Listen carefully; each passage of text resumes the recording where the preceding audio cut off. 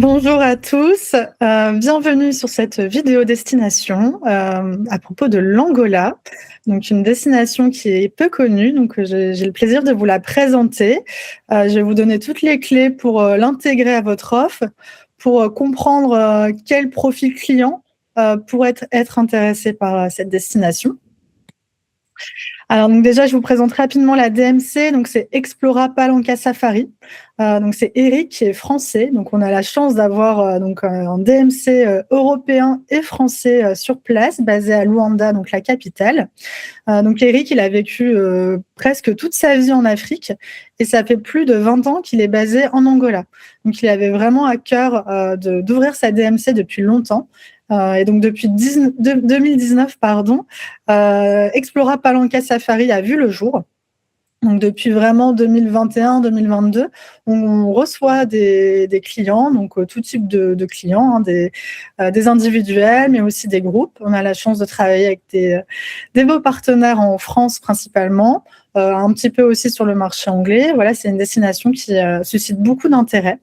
Je vais vous la présenter tout de suite. Donc déjà, pourquoi l'Angola? Donc déjà, il faut savoir que la guerre civile, il y a une guerre civile en Angola qui s'est terminée en 2002, donc ça fait plus de 20 ans.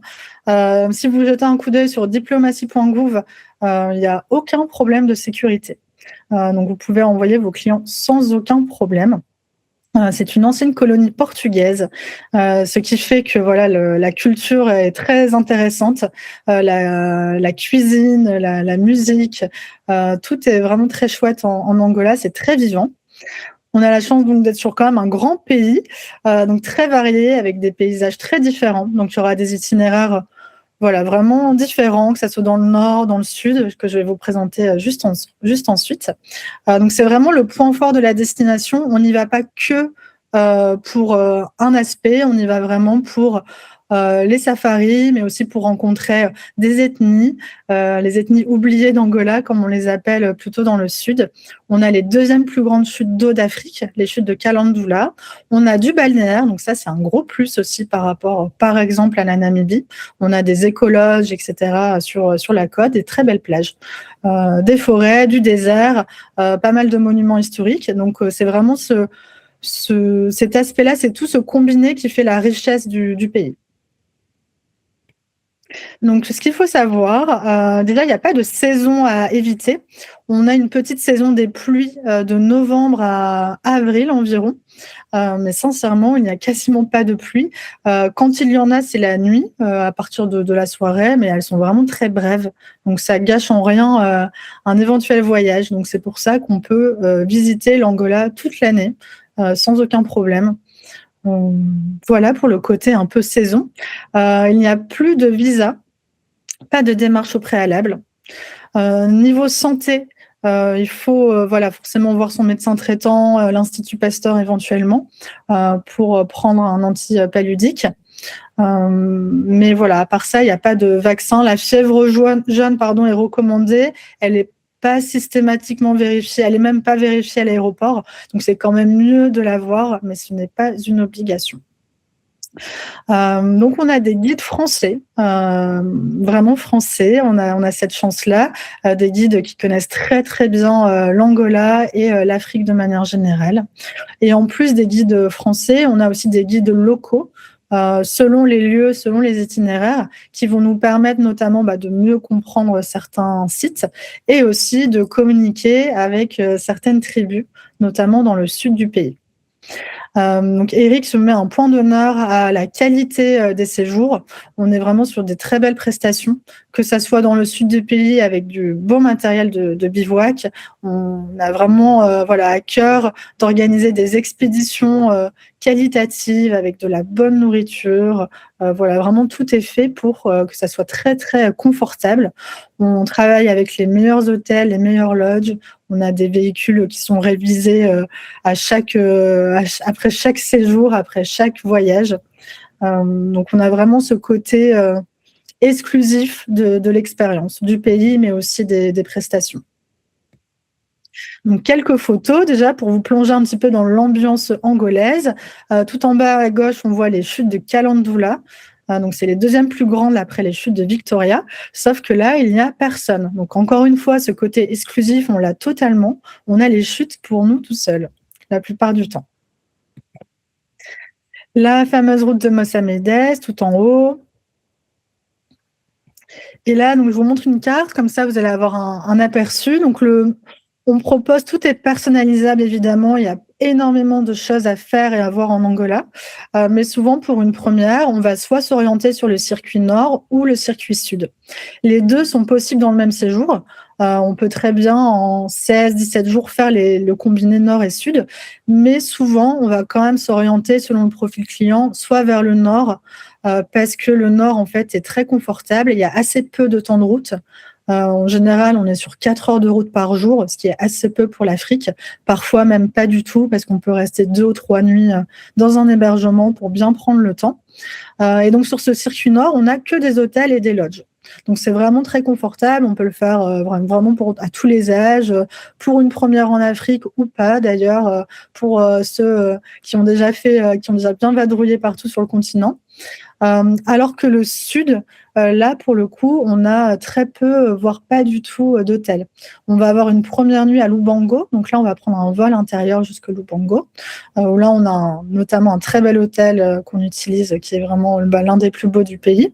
Mais une fois qu'on quitte Lubango et qu'on rentre dans le désert, donc dans le parc national de Yona notamment, dans le désert du Namib, là, il n'y a plus de réseau et plus d'hôtels. Donc là, on part vraiment sur du bivouac. Donc forcément, c'est pas fait pour tout le monde. On part vraiment sur une expédition cadrée, mais une véritable expédition.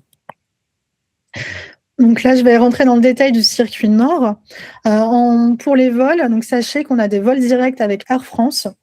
Mais si on veut des prix un peu inférieurs, on a notamment Ethiopian, Emirates, la TAP aussi, avec escale à Porto et Lisbonne. Donc le nord, donc on a une arrivée à Luanda. Donc c'est une capitale qui est vraiment très intéressante à visiter.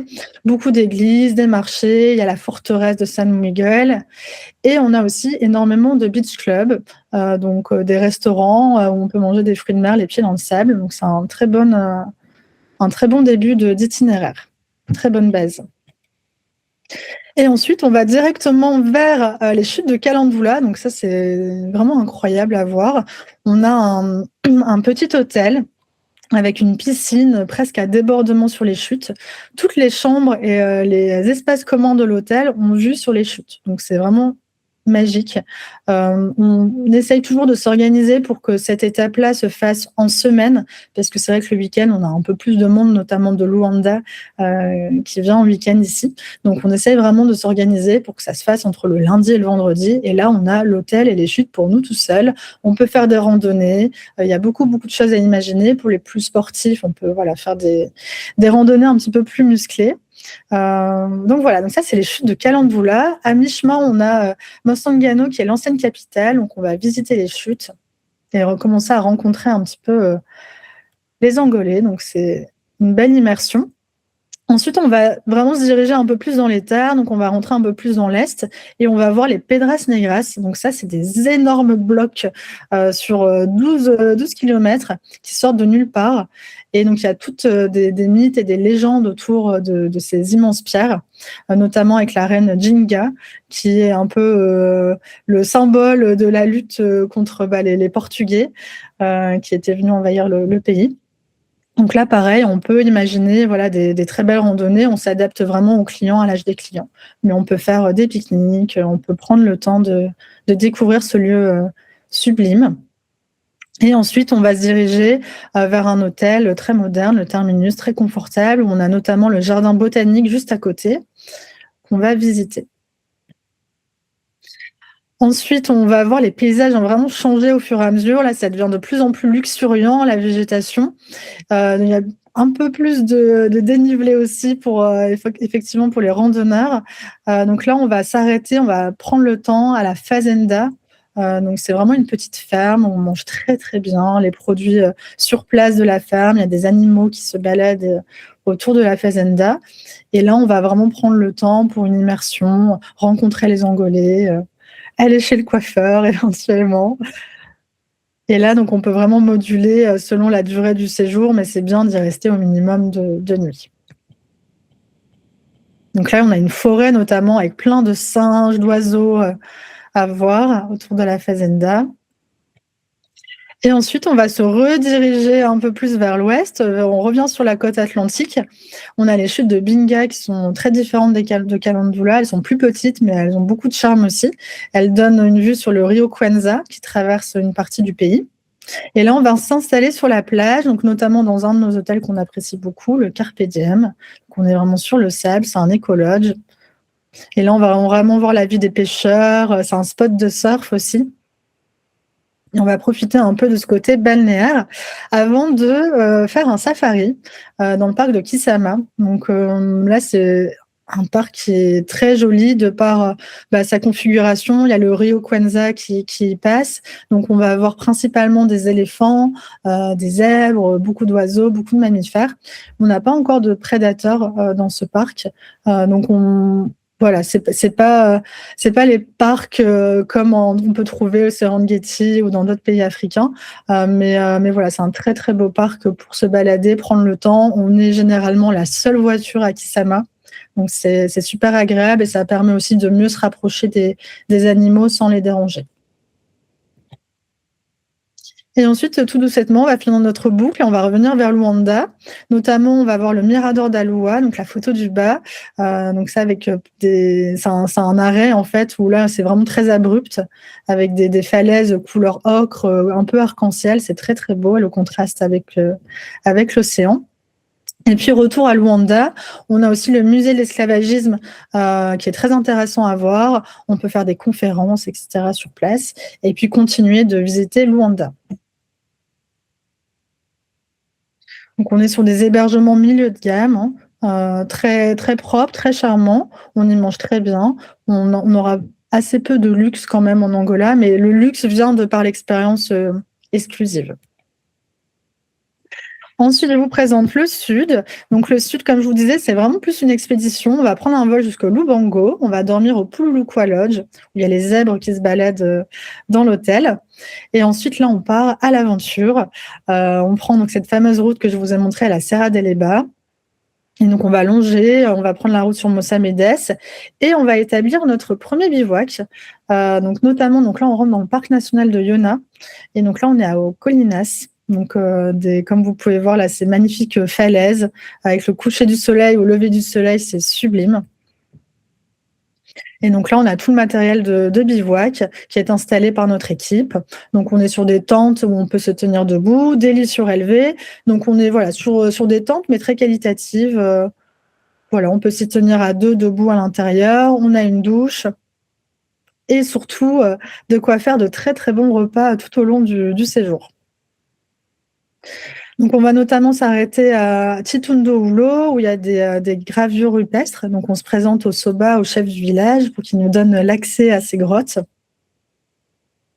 Grottes et ces peintures préhistoriques. Donc là, c'est vraiment un moment assez émouvant. On rencontre tous les gens du village qui nous regardent avec beaucoup de curiosité. Donc on peut échanger parce qu'on est avec nos guides locaux. Ça, c'est un gros, gros plus. Et au fur et à mesure, donc le désert va vraiment changer, évoluer. Donc là, on rentre vraiment dans le désert du Namib. Donc les couleurs se font un peu plus claires. On est vraiment voilà, sur la partie désertique du Namib. Donc on peut voir quelques oryx, des autruches éventuellement. Des welwitschas, comme en Namibie, beaucoup de welwitschas. Et on va s'installer notamment au bord de la Kwinene, donc le fleuve qui fait la frontière avec la Namibie. Donc pareil, en termes de paysage, c'est incroyable. On a donc ce fleuve avec ses dunes interminables et on a la Namibie juste derrière. Et donc on s'installe là sur notre plage privée. On est vraiment tout seul. On a vraiment cette sensation d'expédition du bout du monde. Pour ensuite arriver à Onkonkua. Donc là, c'est vraiment, on est à l'extrême sud du pays et on va rencontrer plusieurs ethnies. Donc c'est super intéressant encore une fois d'être avec notre guide parce qu'il va nous expliquer toutes les us et coutumes, les habillements, etc., toutes les traditions de chaque ethnie, comment le village fonctionne. Et donc il y a beaucoup, beaucoup d'intérêt, de curiosité. C'est vraiment des rencontres qui sont inoubliables. Voici quelques photos. Et puis ensuite, on va rentrer déjà. C'est déjà l'heure de rentrer vers Lubango. Donc on a notamment, pas mal de choses à visiter qu'on n'aura pas eu forcément le temps à l'aller. On a la faille de Tundavala, qui est superbe. On a, voilà, quelques monuments et généralement les vols retour vers Luanda se font le soir uniquement. On a un vol par jour et c'est en fin de journée et donc on rentre à Luanda pour le jour 9 et le jour 10. Et voilà, je vais vous laisser sur ces dernières petites photos, notamment du bivouac, que vous voyez un petit peu l'atmosphère, les ciels étoilés. Voilà, donc là, j'ai vraiment décidé de vous présenter ces 2 itinéraires-là, mais il y a encore énormément de choses à faire et à voir. On a notamment la bande de Caprivi, dans l'extrême, sud-est du pays. Donc c'est un parc transfrontalier avec, le Botswana, la Zambie, le Zimbabwe, la Namibie. Là, il y a beaucoup plus d'animaux encore, donc si on veut vraiment porter son voyage sur les safaris, il y a beaucoup de possibilités, heu et encore beaucoup de plages et d'endroits secrets à vous présenter. Donc n'hésitez pas, si vous avez des questions. En tout cas, le profil client, c'est vraiment pour des clients qui souhaitent, découvrir des nouveautés, qui ont déjà fait peut-être la Tanzanie, quelques pays africains. Là, on est vraiment sur une petite pépite à connaître et à proposer aux bons clients. Voilà, on reste disponible avec Eric pour toutes vos questions. Moi, je suis représentante commerciale basée en France, donc je suis là pour vous aider, à développer la destination, à mieux la connaître, à la proposer, donc ça sera avec grand plaisir de rentrer en contact avec vous. Merci d'avoir visionné, cette vidéo et je vous dis à bientôt.